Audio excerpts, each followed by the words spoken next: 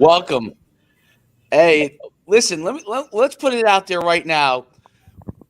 Myself, those of you obviously have been on my podcast before, see me talk, Coach Schuman. I'm here with the Godfather of recruiting. The guy, when I started back in 2005, was already doing it for five You five plus years.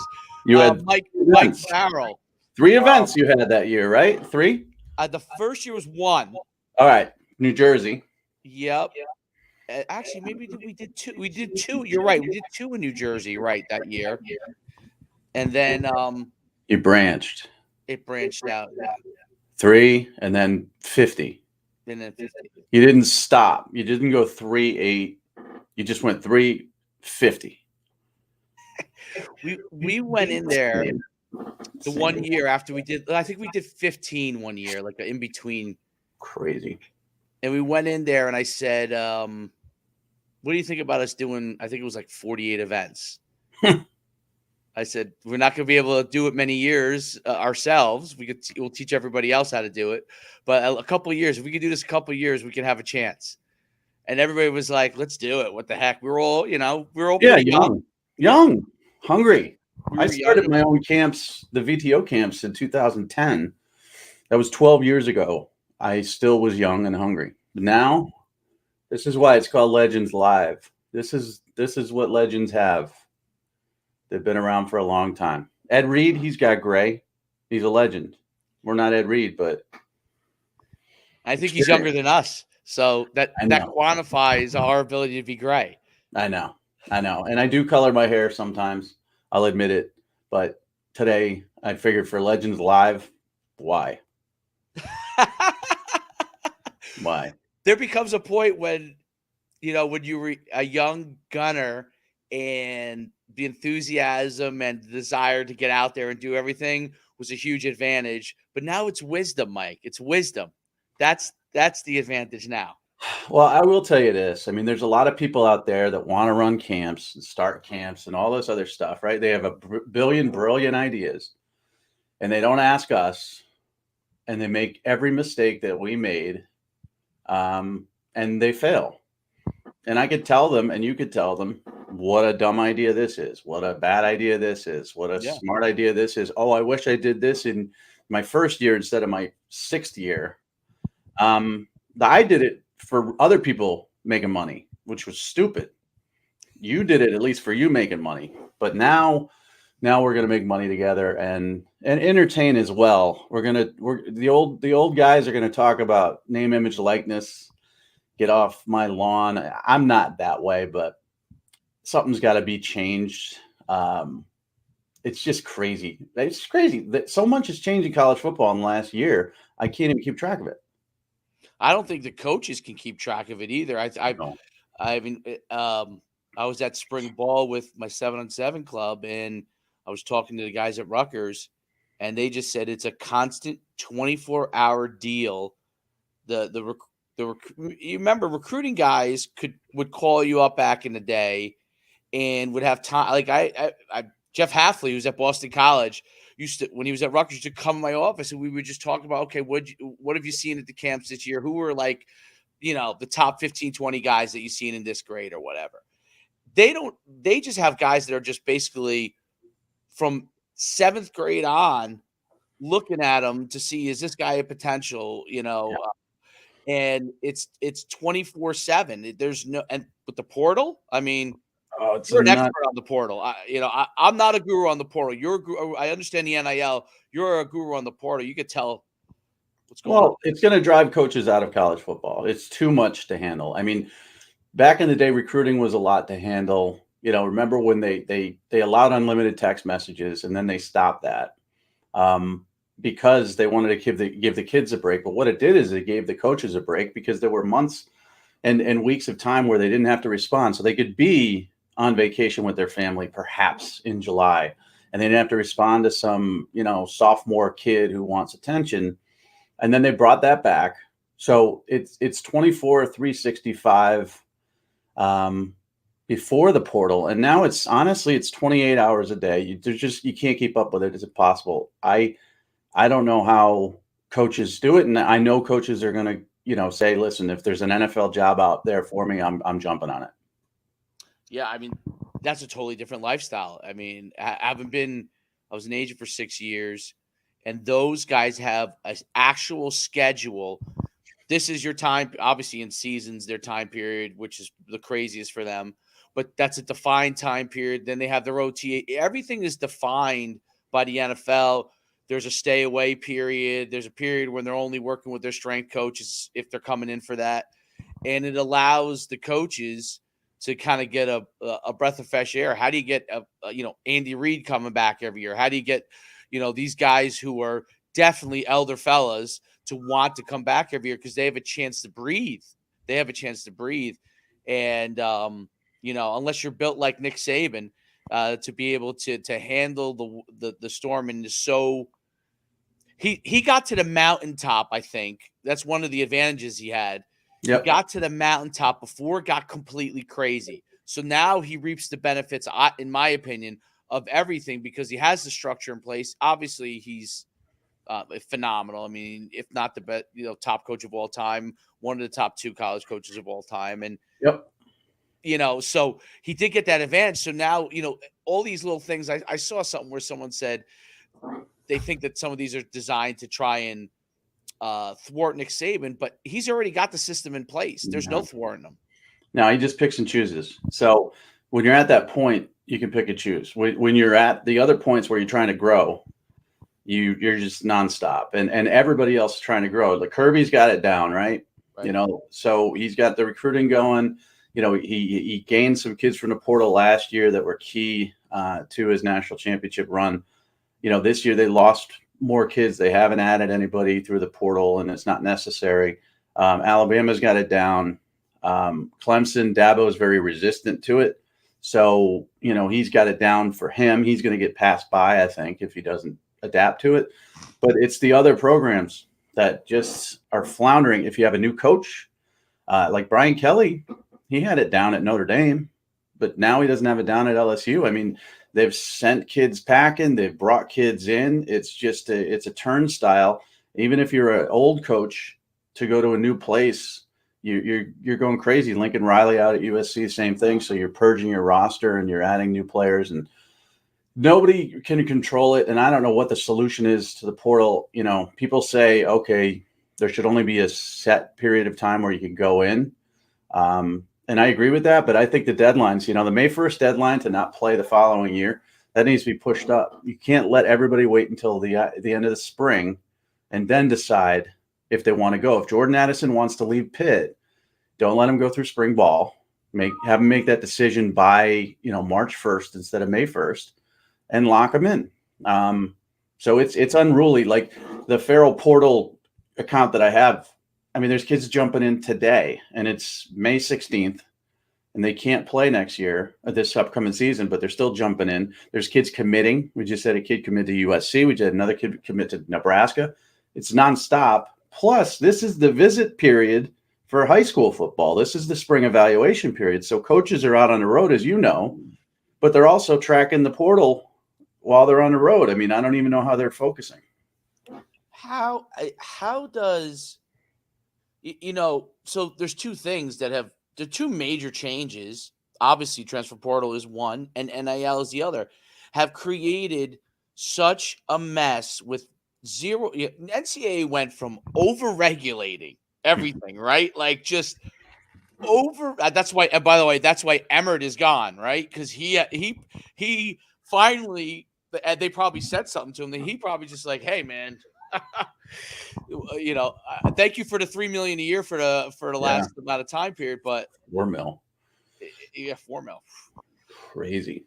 I mean, but they couldn't keep track of everything then, but they did. Like you said, I mean, they tried to overregulate, and then they let it loose. And it's really, honestly, what's happened here, in my opinion, is okay.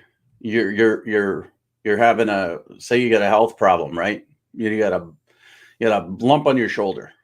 You ignore it. It'll go away. Then it gets bigger. It'll go away. Then it gets the size of your freaking head, right? Then you go to the doctor and say, what do I do? And he's like, it's too late. You're dead. That's what the NCAA's done. NIL's genie out of the bottle, portals genie out of the bottle. Now they're trying to get Congress to regulate it. Congress isn't going to fix this for you.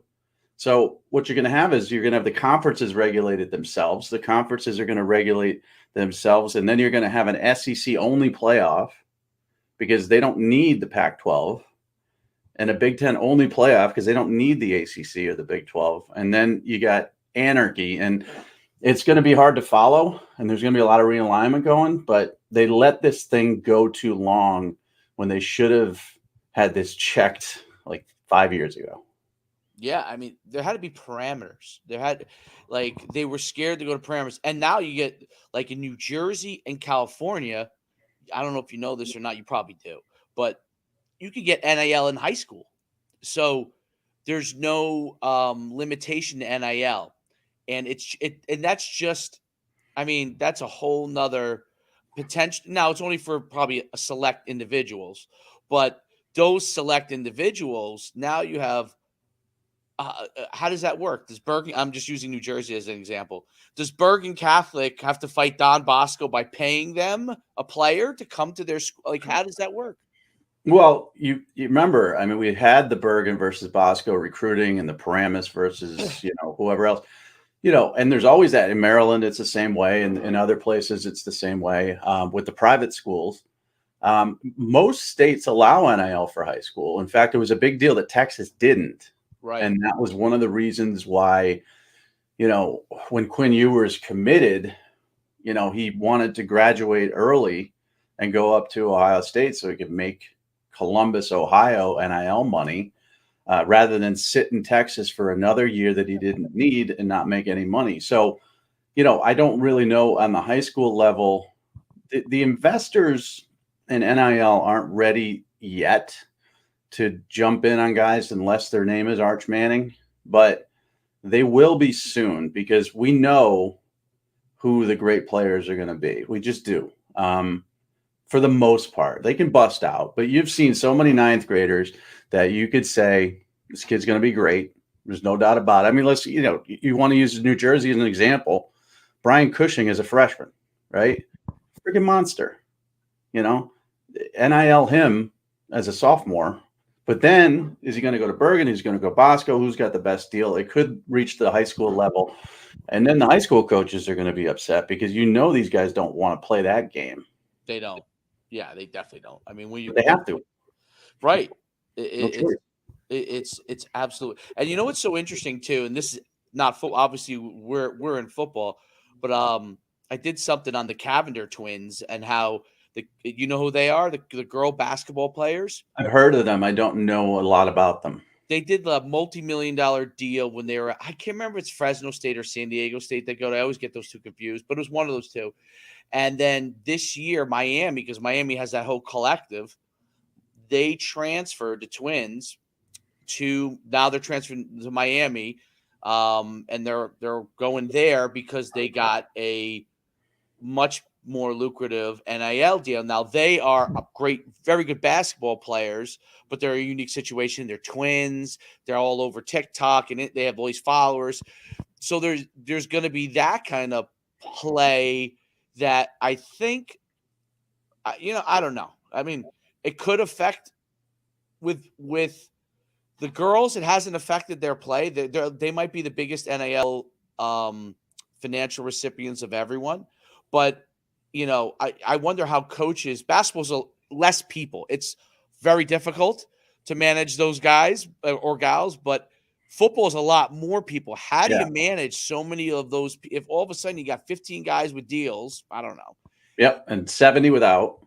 70 without, 2 millionaires, right? And how do you, right now the quarterbacks are basically getting a few select guys, most of the guys on the team kind of like they still defer to the quarterbacks on things. So there's not a huge, but once it starts to go to, I don't know, this linebacker now has 5 million TikTok followers for whatever reason, right? Right. And all of a sudden he's getting paid more and he maybe isn't as good as this wide receiver over here who's going to go in the draft a couple of years, but he's more. That's where the issues I think start to become. and without parameters, like a salary cap. Like, I don't know that you need a salary cap, and I'm just kind of spitballing ideas, but the NFL has a salary cap, right? That keeps things in check. You Yep. can't just go and give Tom Brady $1 billion. It can't happen. Nope. But they're also employees, and college kids are not employees yet.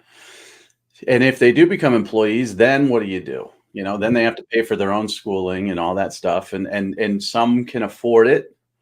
Some can't. Some are making 2 million, some are making nothing. And then as employees, I mean, what, do they have benefits? Can you fire them?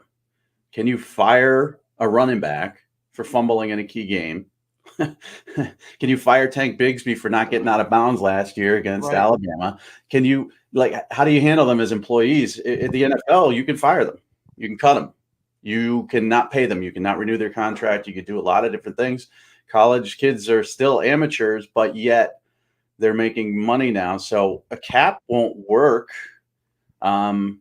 because there's going to be antitrust suits now that, like I said, the genie's out of the bottle. So now if you restrict the earnings of any kid, he's going to sue the bejesus out of the NCAA or the SEC or whoever tries to do it. So you got to go after the schools. And that's what they say with these collectives. They're going after the schools, and they're going to try to ding the schools for letting these boosters buy kids. So if Texas A&M is your example, which everybody uses as an example with that number one class, and everybody believes it was an NIL collective class, which it was, but it wasn't. I think it's insulting to Jimbo Fisher and the coaches who worked really hard to recruit those kids for 4 freaking years, for everybody to just say you bought them. That bothers me because I know how hard they work. But if you're going to ding them for the collectives, then they've got to be the ones that reel in the boosters. Like the old days. If a booster went out there and gave a kid a car and Philip Fulmer knew about it and didn't do anything about it, Philip Fulmer would get slapped on the wrist, and Tennessee would get slapped on the wrist, and it would not be the kid. And I think that's where we're headed. But salary cap's a great idea. I would love it. Just how do you do it?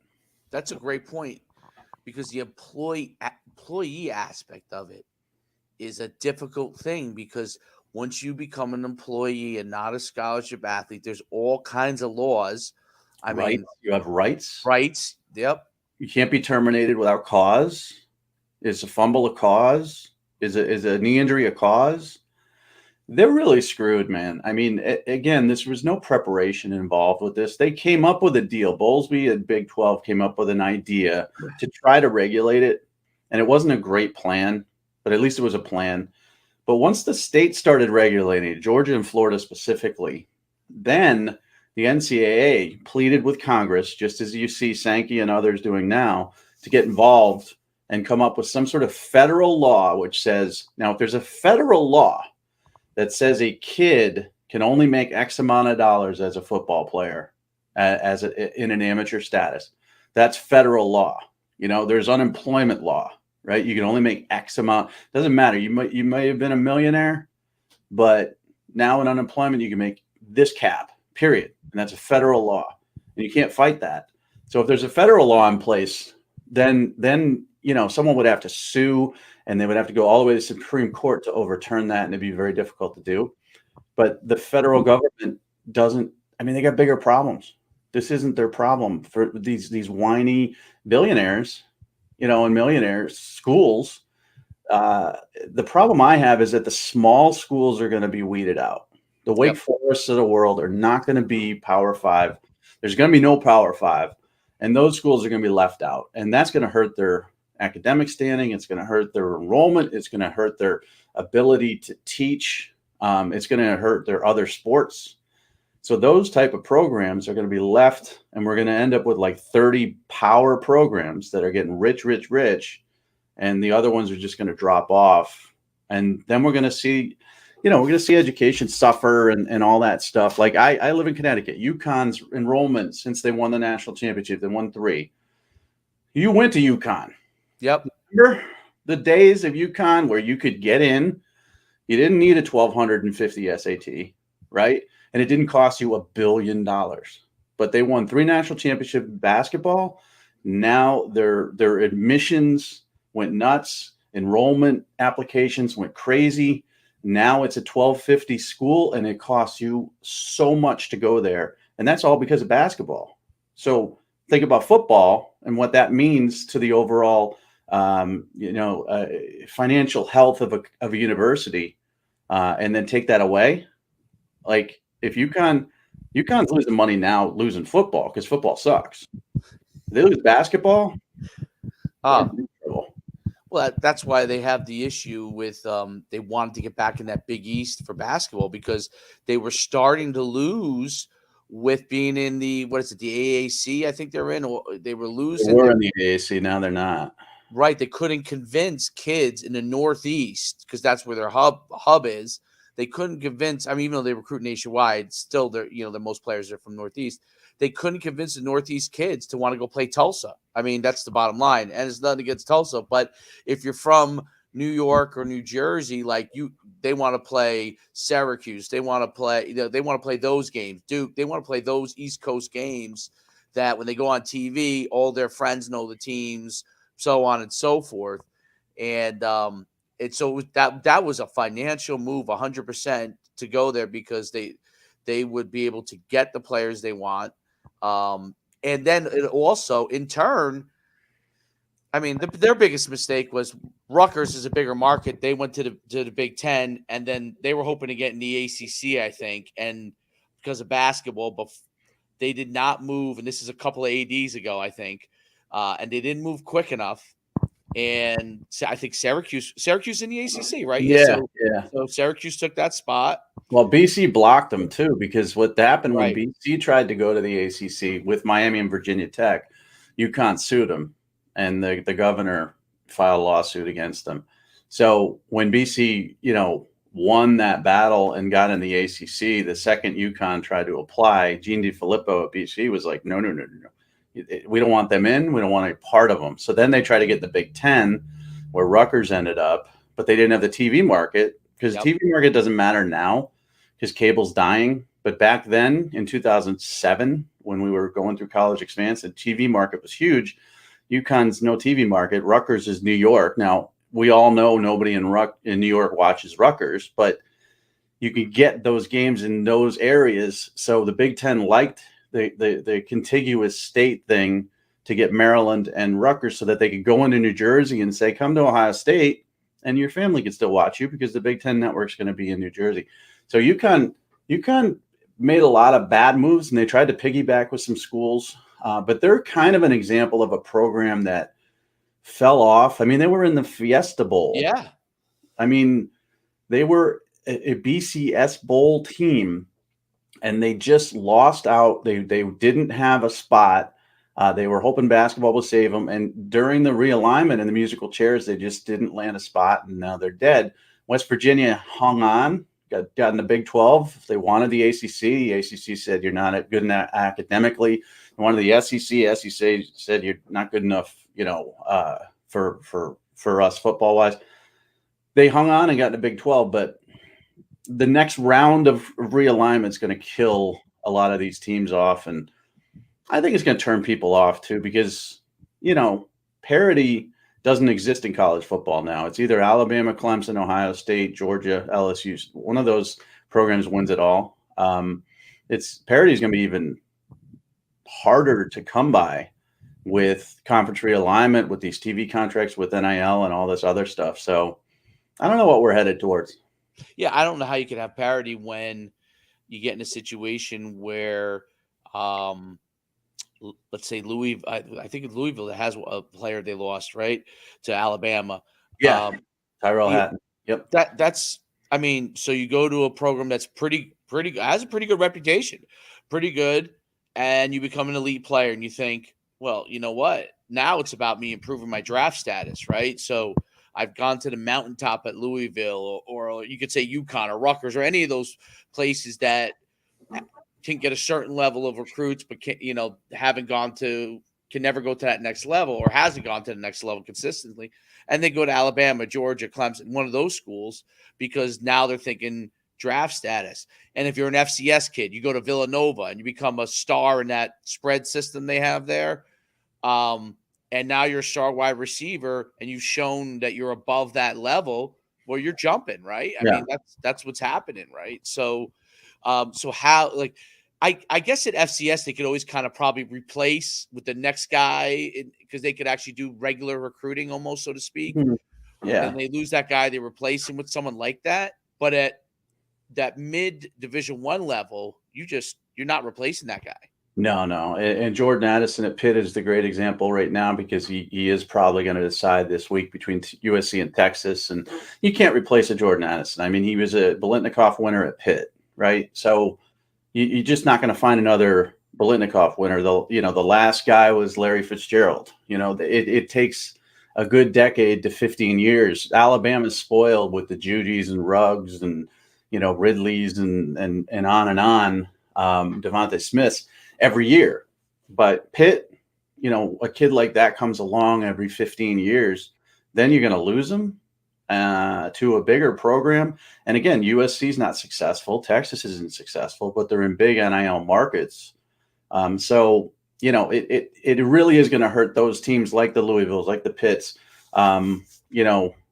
because those kids you can't replace. You're right. FCS, you can find another FCS body, but you can't take a superstar from a smaller school, and I'm trying to think of an example of one in like California, you have the San Jose States, the San Diego State. Yeah. Those guys win each year. They rotate, but they look get at Maryland players. Yeah, Maryland just lost like 7 really elite players, young players, and not all of them went to bigger programs, but some did. Daryl Jackson Jr. went to Florida, and he was a freshman from Florida. Nobody wanted him in Florida, or really didn't recruit him as hard as Maryland. He goes to the Terps. He has a good freshman season. Then he goes to Florida, and Maryland's, left holding the bag for that. So I guess such is life. I mean, the winners win and the losers lose. But, I talk about it. I don't have a solution for it. And that's because, no one's paying me $4 million to figure it out. So I'm not going to think about it too long. But if they were, I would come up with some things. I would figure some stuff out. But to me, covering high school recruiting and scouting and evaluating those kids, and then covering college football and scouting and evaluating those kids for the NFL draft, and now covering the portal and scouting and evaluating those kids with little to go on sometimes has become unmanageable. And I'm doing the best I can, but I really think you're going to have to, these websites, they're going to have to staff up. They better staff up, because if you got one person covering a portal, you're screwed. If you got 4 people covering recruiting now, you're screwed. And those relationships with those high school kids, listen, the kid who commits to Arizona State 2 years later could be looking at Alabama and Georgia as a transfer portal kid. You have a relationship with him for 4 years in high school. You break his commitment to Arizona State, then he's going to transfer in 2 years. You hit him up. Hey, remember me? The relationships are going to be more important than ever in covering this business. And I can't manage it. There used to be 107 Division I programs, 25 scholarship kids. Let's just say 2,500 kids, high school every year, that are going to FBS. Now you got over 2,000 kids in the portal. Or they're the same kids, a lot of them, but that's 4,200 kids for somebody to cover. You can't do it. It's impossible. And there's the only places that have those staffs are the college programs, and they feel understaffed, right? So they're just focusing on whatever their school focuses on, whatever region they focus on, unless they're a national program. It's definitely, and there's so many alternative recruiting services coming in. See, I think that's one of the things, and why we got together, why we're offering our services as well, is because I think the families need some reliable people that they can get information from, because there is so many people putting information out. Like, I've never seen more 19-year-olds doing analysis for XYZ organization. Like what we're doing now, like analyzing players. They just played high school football themselves, if they played any football, and they haven't even had it. No one's taught them it. It's like, go analyze players. They make it up. I mean, listen, I started at 27. And I was green. I learned from college coaches. I would go and sit in, the offices of local college coaches around here, and I would watch film and break it down with them. And these were older guys, 50-year-old guys who have been in coaching for 20 years, teach me 19-year-old kids. They just see what they see on the internet and they just copy it. And they say, oh, fluid hips, great back pedal, blah, blah, blah. But they have no credibility. That's Right. the thing. So, but this is what I've run into, okay, since I've gone independent. There are some kids out there who know who I am, who want to be rated by me because they know I've rated kids for 25 years, right? And I've go back to, I'm trying to think, the Adrian Petersons of the world and the Vince Youngs of the world, and even before then. And then there's the kids who just want a ranking. They don't care. It could be some, Johnny slap butt 19-year-old kid putting 5 stars on him, and he's going to crow about it. So the kids that want it and earn it, those are the ones that intrigue me. Those are the ones I talk to the most. The other ones who just star chasing and they, some cropped up, website with 20 followers, it gives them a 5-star and they put that on their profile. Good. Have fun with that. But what we're offering is sort of promotion for those kids that nobody's seeing, because this is the other thing too, with the portal and the high school, right? You got 4,200 kids being covered on an annual basis. More and more kids are going to slip through the cracks. Yep. More than ever before, because high school recruiting is now roughly 50 to 60% of a college's focus. So signing day comes and it's no longer, let's take a full class of 25. Let's take a class of 20. Let's hold 5 back for the portal. Take a class of 18, hold 7 back for the portal. Let's roster manage. Let's move some kids off our 85. But with the portal being so important now, high school recruiting is less important, and you're just going to have more kids go FCS, and those FCS kids are going to have to start at FCS and then go off to Power 5, and the kids need more exposure than ever, I guess, and I guess that's what we provide. Well, it's a farm system now. I mean, it reminds me of like when you see guys get drafted out of high school for baseball, right? And they go down to single A, depending on where they're drafted. Right? Maybe they start a little higher if they were drafted first round, but they go to whatever level was appropriate in their draft. Whether it's single A, double A, and then they move up based off of their performance levels. There are guys that never get out of single A or double A. Oh. There are guys that are in single A literally for a week. They're in double A the next week. They're triple A, and within the end of the year, they're in the major leagues, right? So those are a lot of times the first rounders that work out, right? So that's what for the and if I was the NFL, do you really even care? This is just the ultimate farm system for you. It's like it's a free farm system. They never they don't. Oh, you want like the same thing? Like, oh, USF wants. We don't need to put on any leagues. People want to put in other leagues. We have college football, and it's a free farm system. And we could see guys. The transfer portal almost is like good for the NFL, I would almost say, because, oh, he's really good and he's at XYZ school. Oh, wait, Alabama took him. Oh, he's on our radar for the draft for sure now. I mean, the colleges are doing their jobs for them now. Jared Verse is a kid who went to Albany, right? Now he's going to Florida State. Now, in pre-transfer portal, he would probably have to sit out a year, probably wouldn't be as attractive to as many schools. But now he's Jermaine Johnson. Right. So now you're looking at him. If you're an NFL team, you don't even have to really scout his Albany stuff. You just wait to see how he does at Florida State 1 year, just like Jermaine Johnson. And then you decide whether you want to draft him or not. Before, you would have to find that kid. You'd have to have a local scout who handles the Northeast. I got this kid from Albany. You got to watch him. Then you'd have to show him to everybody else because nobody believes a kid from Albany is any good. And now that job's done for them. So the NFL loves this. Absolutely. And it is a farm system, FCS to FBS to group of 5, and then, FBS is group of 5, Power 5. Even Division 2. I've seen Division 2 kids jump to FBS group of 5, and that job is done for them. So now the colleges are the ones who have to scout these kids for the NFL. But they still miss a ton. I mean, there's still so many kids out there that aren't going to get an opportunity to be recruited And I'm not talking just Power 5. Listen, Alabama, if you're not Alabama quality, you're not going to Alabama. You want to send us an email and you want a video, you're not going to Alabama, right? You don't need us. But let's say Western Kentucky, right? Where you could be Bailey Zapp. And Bailey Zapp went to Houston Baptist, Division II, right? And then he goes to FBS Power Group of 5, Western Kentucky. Now he's drafted in the NFL. I think the Patriots? No, somebody drafted. Yeah, Patriots. You're not going to do that without some exposure and some help.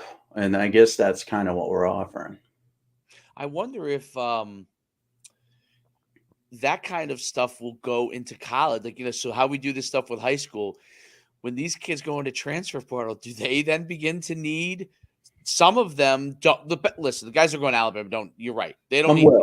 Yeah. They DM us all the time.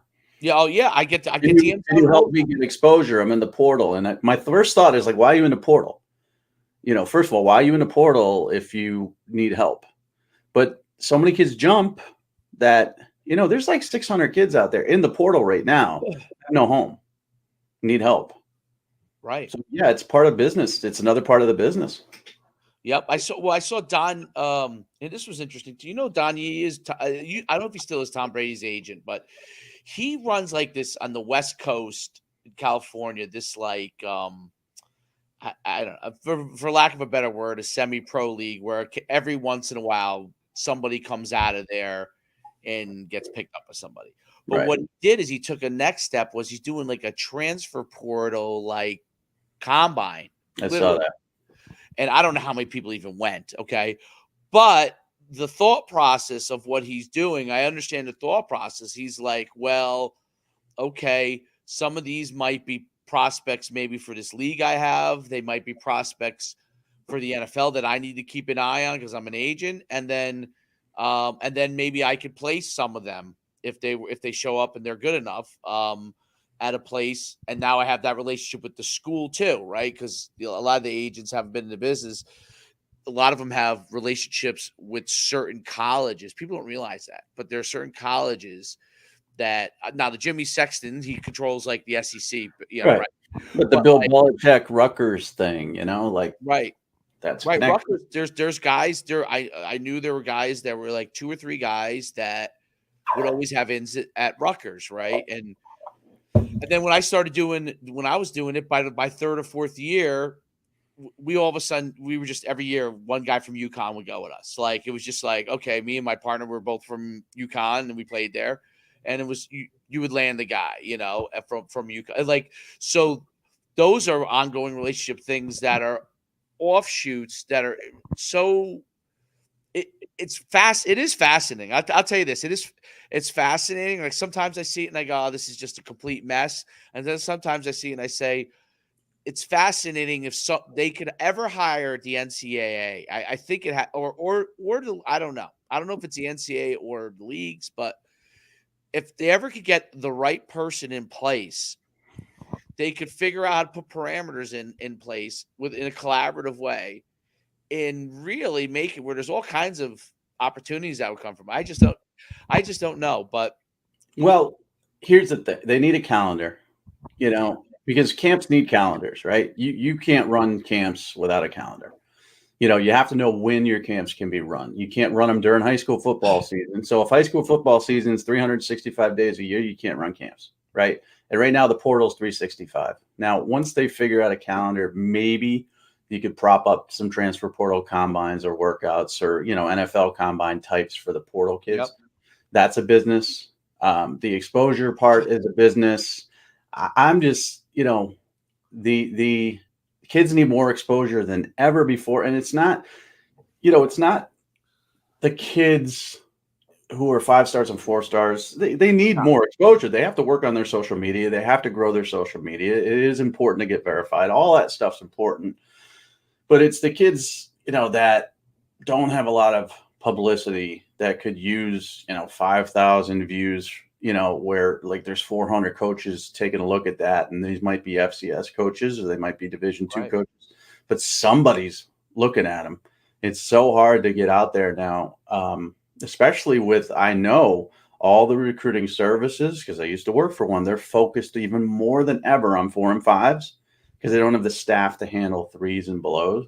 So, it's going to be tough for those kids. And we're not going to change lives, I don't think. I mean, there might be a kid. I mean, it'd be great. It'd be great if one of these kids that signs up for our package turns out to be a college football starter and then ends up being an NFL player down the line. That'd be kind of cool. Right. And we've all seen kids at your camps and the camps that I've been at that didn't get recruited heavily that ended up going on to be having great NFL careers. I mean, who was the dude with the Giants from Patterson? Jabril? No, Cruz. Victor Cruz. Victor Cruz. Yeah. Nobody wanted him. Nobody touched him, right? Yep. Didn't he go to UMass? He went to UMass. UMass. And they weren't even FBS at the time. So the Victor Cruzes of the world, those would be fun for us because we've done it all.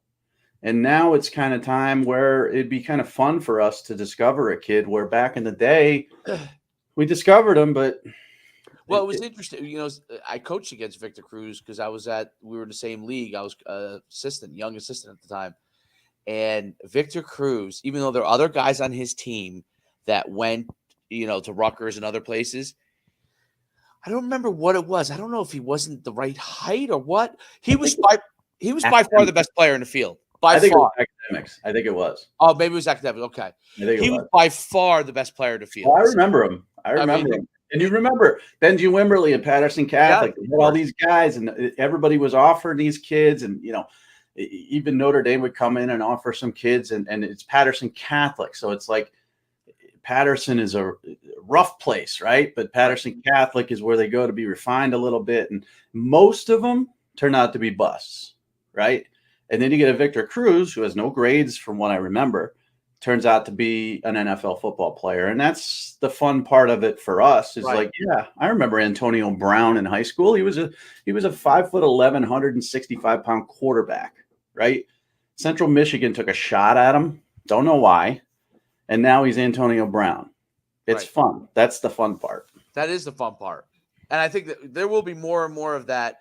I thought it was interesting in the NFL draft. I know you cover that in how the Patriots in the first round took the center from, what was it, Tennessee State? Chattanooga. Cole Strange. Yeah. Cole Strange. That's Cole Strange. That's right. I mean, I thought that was interesting as well, like how they felt like they had information on that player that he was warranted him in that round when nobody else even. And they probably could have waited. They probably could have waited for the second round. Most had a third round grade on him, but Bill Belichick don't care. He doesn't. He won Super Bowls. He won 7 Super Bowls. And we talk about the Rutgers pipeline. Right. Rutgers stunk for most of those years. But he found players. He trusted evaluations of people. And they turned out to be, I mean, the McCourtys, you remember one of the McCourtys, I can't remember because they're twins, was a throw-in. He wasn't a Division I football player. He was I don't know whether it was Jason or not, but, Rutgers took the second McCourty because Syracuse and BC didn't offer him, and they were twins. So Rutgers ended up getting both of them, and it turned out the one who was the non-FBS turned out to be the better player, Devin or Jason, I can't remember. Right. But those type of stories are out there, and you're right. There's going to be more and more of those now, especially with everybody focused on the portal, right? Because most of the kids in the portal are there for a reason. Either they got homesick, or they couldn't win a starting job, or they got in trouble, right? Most of them. You focus on those, you're going to miss some of these high school kids that are super hungry, that may not have the best academics or may not have the flashiest 40 time. And those guys are going to go on to the UMasses of the world or even smaller and become NFL football players. Explain how that affects high school players, because I think, and I've only been out of high school coaching for a year and a half, but it was starting to affect us then, especially with COVID at the time. But because high school players don't understand, and their parents definitely don't. Explain how the portal has affected the number of scholarships available to high school players in most cases. 25% roughly less. Colleges will now take 25% less high school football players. And that's, some are 40, Some are 10. Alabama's of the world take 3 or 4 portal kids a year. And then you've got other programs that'll take 20 something kids a year. So, it really depends on the school and when the coach is coming in there, but 25% less scholarships available now to not Power 5, just FBS schools. That's a huge impact. Mm-hmm. That's an impact where those 25% now go to FCS, right? And then the ones that were at FCS now go to Division II, and so on and so forth. The Division II getting some money, not a ton, now going to Division III. It's a gigantic slope that goes all the way down the line that affects it.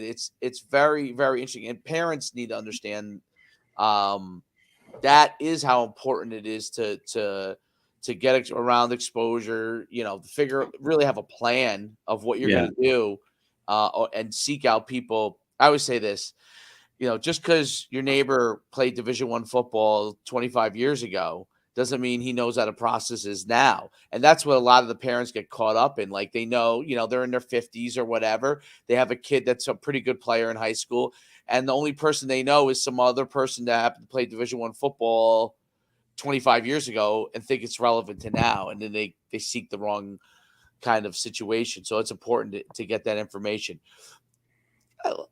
Let everyone know, like, some of the kids today don't understand. There's so much noise out there. So tell people some of the players that your top, like if you had like a top 5 or 10 guys that you've seen, that to help people get a perspective, every 5-star since 2000, are we talking, you have evaluated? Yep. So 1998, but 1998. On online since 2000. Yep. So give people an understanding of like what that level is and those kind of players and what they look like in high school.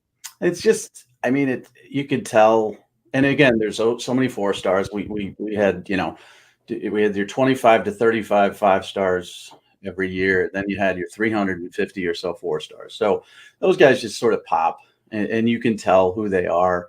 And everybody wants to be them, and everybody wants to be ranked there. And 3-stars suddenly became a disappointment, and 2-stars suddenly became an insult. And I'll tell you right now, having seen as talented a kid as possible, Percy Harvin, Adrian Peterson, but also seeing a Freddie Rouse, was super talented, but just a knucklehead, got in a fight with his coaches on the sideline of a national television game, ended up transferring out to, I think, New Mexico. And I don't know what he's doing now. For every great kid that went on to be a first rounder and an NFL star, there's a kid out there who's a knucklehead who didn't. And there's also a kid, J.J. Watt, who went to Central Michigan at first, and he on a walk-on scholarship and ended up transferring to Wisconsin, was a tight end coming out of high school. Travis Kelce was a quarterback, 2-star crappy quarterback coming out of high school. There's those guys who develop a little bit later. And I'll say this as we wrap it up is FCS scholarships now are gold.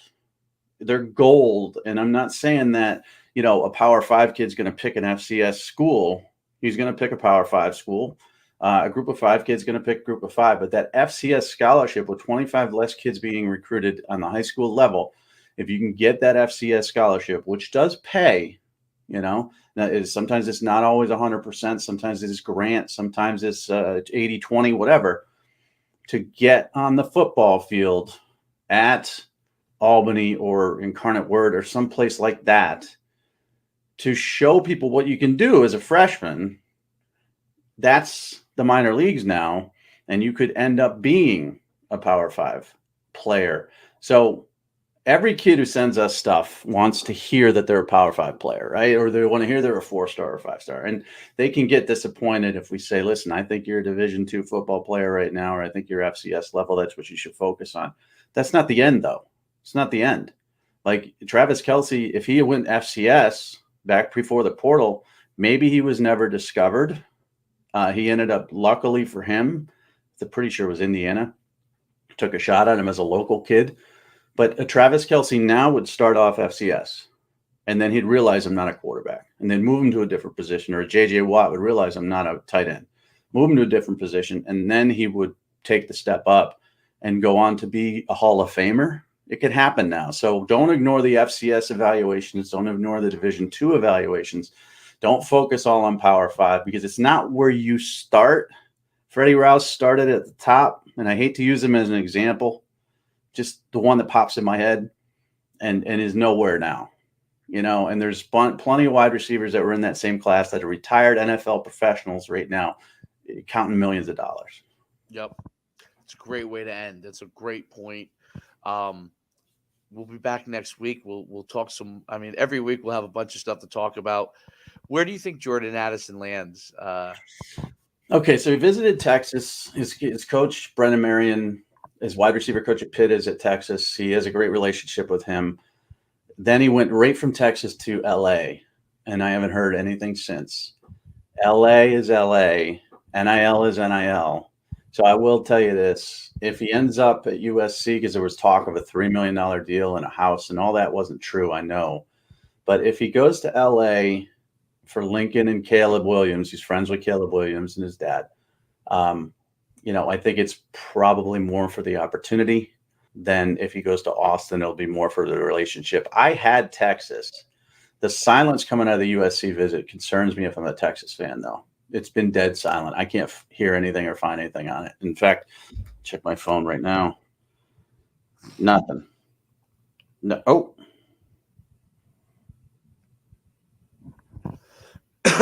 Oh, here's a hint. Hold on. This is a live hint. This just came in. I'm waiting for it to show up. It looks like it's going to be pretty soon. That's all I have to say. I feel kind of okay about my prediction. I think he's going to end up in Texas. I just do. I think people think USC was a lock, and I just think he's going to end up in Texas. But I got a text that says, "Look at the end of this play," and it's a tweet. And I'm waiting for the end of the play, and I'm trying to see what it is. It's got to have a hint in it. So I'm going to have to go into this and really dig, because this is the cryptic crap that I get all the time. Right? Nobody can say he's coming here, he's going here. They got to say, "Look at the end of this." What am I supposed to find out from this? So I'm going to say Texas, but it's just a guess right now. But yeah, go on my website because I'm going to decipher what this freaking means. Oh, I think he's going to Texas. Yeah, that's my guess. That would be the first mover advantage on that one if that comes true. It's Texas. How are they going to be next year? I think good. Yeah, Quinn Ewers has a rare arm. If they can keep him upright, because their offensive line isn't great. He's got Xavier Worthy. He's got Isaiah Nair coming from Wyoming. Ajay Hill, Jordan Whittingham, wide receiver. Maybe Jordan Addison. They got Bijan Robinson at running back and a deep stable of running backs as well. That offense is going to be nasty if they can keep Quinn Ewers up. I think they could be 9-3 if they can keep him up. The defense is still a little shaky. Oh, man, I can't believe this. What does this mean? Now it's going to drive me nuts. This is like, those Easter eggs they have in movies? Yeah. They put stuff in there on purpose just to, see if you notice it. Now I'm going to be watching this freaking play over and over again, try to figure out this hint. I just got a hint. I don't know what it means. Well, on that note, we'll let you go. And I want everyone to know, first of all, you go to myfootballcamps.com/D1. And you can have me and Mike do. Mike does a evaluation on your film, puts it out there. I mean, if you haven't checked it out, it's phenomenal. You can see it at Mike Farrell Sports. Just go visit him on Twitter and on TikTok. It's on there. You can visit me at Coach Schuman on all social media. You'll see stuff we're doing. I mean, it is. There's no more powerful punch than and Mike's like me, we don't really even though you see the Godfather stuff, we don't tout ourselves as much, but really this is probably as good combination as you could possibly get out there without having a Division I coach say something about you, right? So, and here's the thing too, is like not many people are going to watch this podcast, right? But the ones that do just got a live hint as to where Jordan Addison's going to end up going. Now, I can't decipher it, but where else are you going to get that type of stuff coming through on your phone? It's just awesome. So it's fun to collaborate. And yeah, if you want 45 years or whatever of veteran, veteran experience to look at your stuff, give us a try. No doubt. Check out Mike Farrell Sports. You can check me out at NUC Sports at Coach Schuman on all social media. Listen, as Michael says, his DMs are open, man. This is what we do all day long. You're certainly welcome to ask questions about different things. He does get a lot of people reaching out to him, as do I. So be patient, but we will, we do get back to everybody. So definitely check us out. We'll be here every Monday discussing something different in college football, NIL, recruiting each week. Mike definitely blew the roof off. If he nails that one with Texas, that's I guess that would be a beer on me to you. You know what I'm saying? Man, now it's just going to ruin my whole day. Without further ado, check it out. Listen, Legends Live every Monday. All right. We're going to start it out 12 p.m., see how it goes, and then we'll keep going from there. Change it up. We'll see. All right. I'll talk to you. See ya. See you later.